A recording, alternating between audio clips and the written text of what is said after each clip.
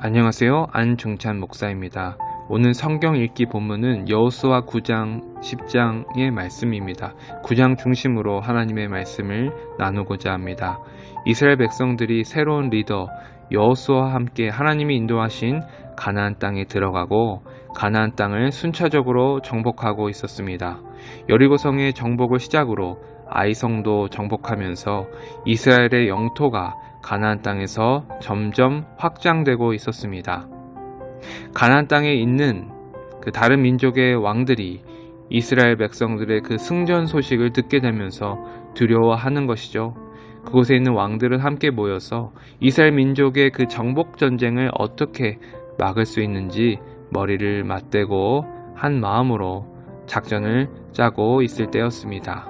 그런데 이 와중에 겁을 먹은 기브온 주민들은 어떻게 했습니까? 차라리 여호수아와 그 이스라엘 백성에게 백기투항을 한다는 것이죠. 그냥 백기투항을 하는 것도 두려워서 꾀를 낸 것이 3절에서 6절까지의 말씀인데요. 그들이 먼 나라에서 온 사람들처럼 헤어진 옷과 배낭을 메고 또 오래돼서 곰팡이가 난 음식과 포도주를 가지고 이스라엘 백성들에게 나와서 평화의 조약을 맺으러 왔다는 것입니다. 어떠한 조약을 맺고자 했습니까? 8절에 보니까 그들이 여호수아에게 이르되 우리는 당신의 종들이니다 하매 자신들이 이스라엘 민족의 종이 되기를 원했다는 것입니다. 여호수아가 그들에게 물었습니다. 너희는 누구며 어디서 왔느냐 하니 9절에서 그들이 대답하기를 당신의 하나님 여호와의 이름으로 말미암아 심히 먼 나라에서 왔사오니 하나님 여호와의 소문을 듣고 먼 나라에서 왔다고 하고요. 그들이 또 하나님께서 이스라엘 백성을 애굽에서 행하신 모든 일을 들으며 찾아왔다는 것입니다. 여러분도 잘 알다시피 새빨간 거짓말이죠. 그리고 이스라엘 사람들의 비위를 맞춰가며 아부하기 시작합니다.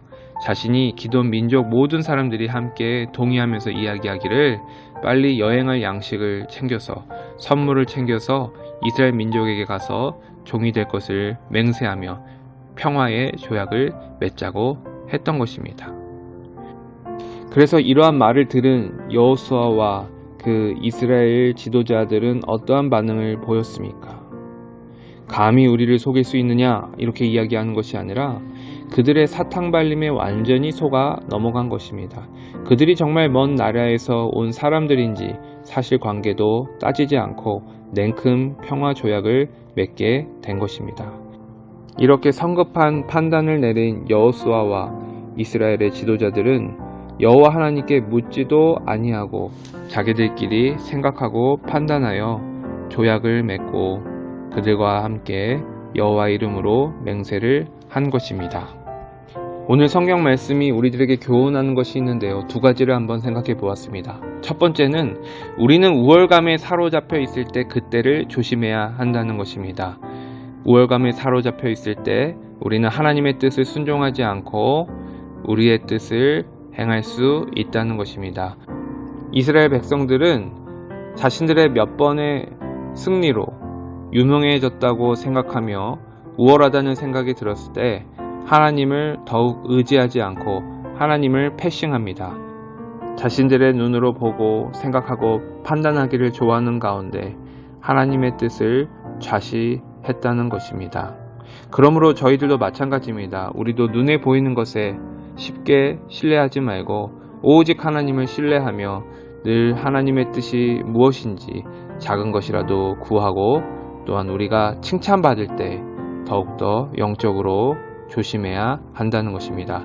둘째로 하나님은 겸손히 주님을 섬기고자 하는 자들에게 긍휼을 베푸신다는 것입니다. 자신들의 목숨을 지키려고 거짓말하고 거짓 행세를 취한 기브온 민족들은 이스라엘의 백성의 종이 되겠다고 맹세한 것입니다. 그들의 거짓말과 거짓 행세는 결국 그만한 대가를 치르는 셈이 되었습니다. 그들은 대를 이어 이스라엘의 민족의 종이 되는데 그들의 역할은 하나님의 집을 위해 나무를 패며 물을 깃는 자가 된다고 합니다. 그런데요, 이러한 일종의 징벌과 저주에도 불구하고 기브온 민족은 결과적으로 하나님의 은혜와 축복을 받게 되는 것입니다.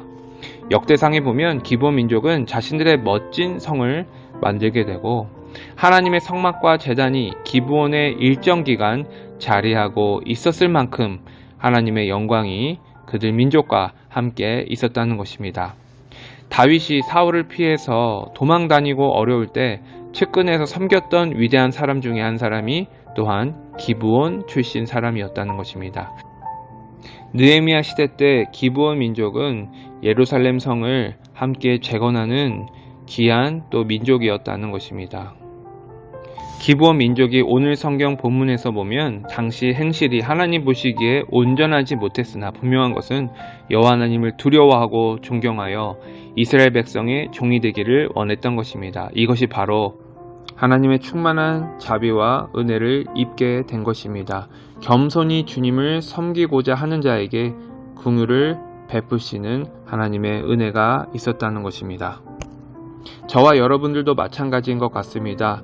비록 우리들의 행실이 온전하지 못할지라도 하나님의 자녀로 겸손히 살아가기를 간절히 바라고 원한다면 하나님의 충만한 자비와 긍휼을 우리에게 베풀어 주신다는 것입니다.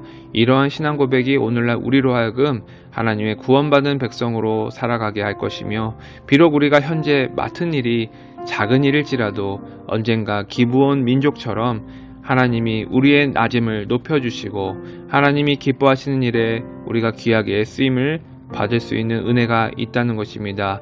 이러한 주님의 자비와 은혜와 사랑을 기대하면서 오늘 하루도 주 안에서 겸손한 삶을 살아내시는 저와 여러분 되시기를 간절히 축복합니다. 기도하겠습니다.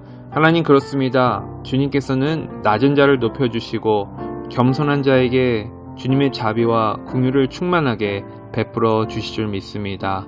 비록 우리가 부족하고 연약할지라도 늘 주님 앞에서 세상 가운데 겸손한 하나님의 자녀로 살아가도록 우리를 인도하여 주시옵소서. 우리가 칭찬받을 때 더욱더 주님을 바라보게 하여 주시고 작은 것이라도 주님께 지혜를 구하며 성령의 인도하심을 받아 삶을 살아가게 하여 주시옵소서. 감사드리며 이 모든 말씀 우리 주 예수 그리스도의 이름으로 기도하옵나이다.